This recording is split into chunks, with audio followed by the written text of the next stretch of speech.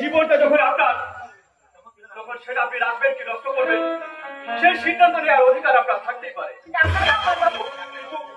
কিন্তু একটা কথা ভেবে দেখেছেন কি একাডেমি, আপনি যদি আত্মহত্যা করেন, আপনাকে ঘিরে যে মানুষগুলো বেঁচে আছে তাদের কি হবে?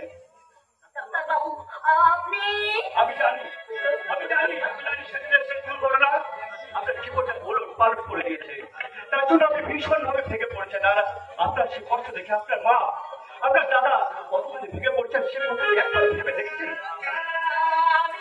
আর আপনি যদি মনে করেন যে বিষ খেয়ে আত্মহত্যা করাটাই সব কষ্ট উঠবে একমাত্র পথ, তাহলে আপনি সেই বিষের ভাগ আপনার মা, আপনার দাদাকে দিয়ে আপনার একসাথে আত্মহত্যা করুন।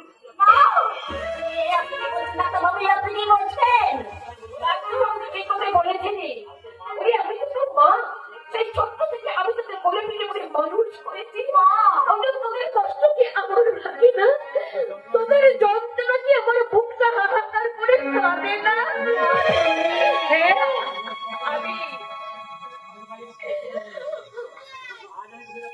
আজ আমি তোকে একটা কষ্ট কথা বলে দিচ্ছি। আজি তুই যদি কোনো কিছু করে বসিস তাহলে আমিও কিন্তু নিজেকে শেষ করে দেবো। রাখি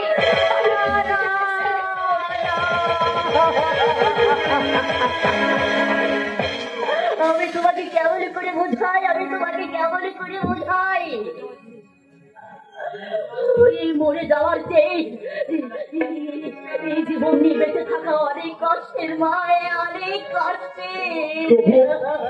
আপনাকে বেঁচে থাকতে হবে। আপনি মরে যাওয়া মানে তো হেরে যাওয়া, জীবনের সমস্ত প্রতিকূলতাকে হারিয়ে দিয়ে জয়ী যে আপনাকে হতেই হবে। কেমন করে জয়ী হবো ডাক্তার বাবু? যাকে সাথে নিয়ে আমার এত বড় লড়াই, সেই তো আমার জীবন থেকে আজ হারিয়ে গেছে। আমার এই ভাঙা ছিল মনটা নিয়ে আমি আর বাঁচতে চাই না।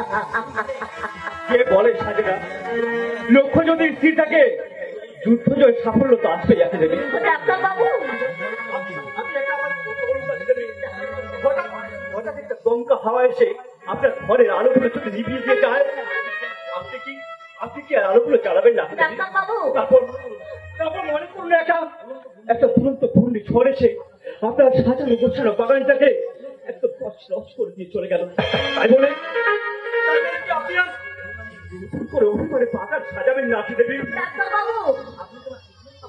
আপনি কি আমার ট্রিটমেন্ট করতে এসেছে নাকি নাকি আমার ঘর চালিয়ে খেতে এসেছে?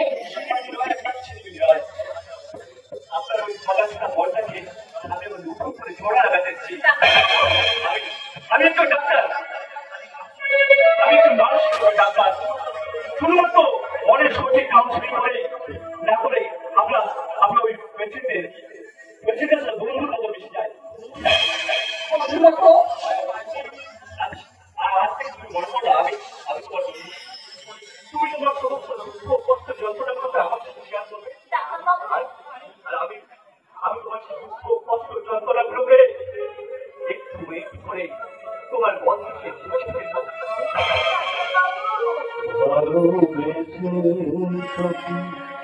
নিভিতে যতনে আমার নাম কি লেখো তোমার মনের মন্দিরে, ভালোবেসে কবি নিভিতে যতনে আমার নাম কি লেখো তোমার মনের মন্দিরে।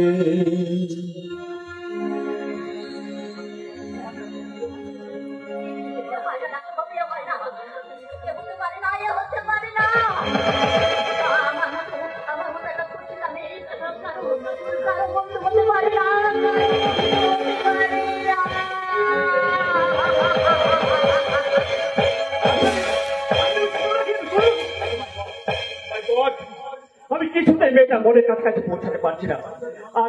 আর ওই মনের সঠিক কাউন্সিলিং না করতে পারলে আমি যে মেয়েটাকে কোনোভাবে সেটা করতে পারবো না।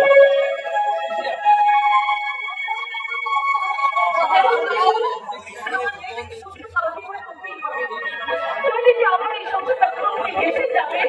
আমি তো কোনো চেষ্টা করে রাখছিলাম মাসিমা। একাডেমি আমার এই ডাক্তার জীবনে একটা এক্সট্রা এক্সেপশনাল আছে, তাই তো আমি একাডেমি ট্রিটমেন্টের চ্যালেঞ্জে অ্যাকসেপ্ট করেছি মাসিমা। আপনি দেখতে মাসিমা, আমি এই চ্যালেঞ্জে আমি একা জিতবো না মাসিমা। আপনি দেখে নেবেন আমি আপনার মেয়েকে ঠিক জিতিয়ে দেবো। তাই যাও বাবা, তাই যাও। আমি যে পুরো একা হয়ে পড়েছি, মেয়েটা দিন রাত শুধু মাথা মুখে বেড়াচ্ছি, আর ছেলেটা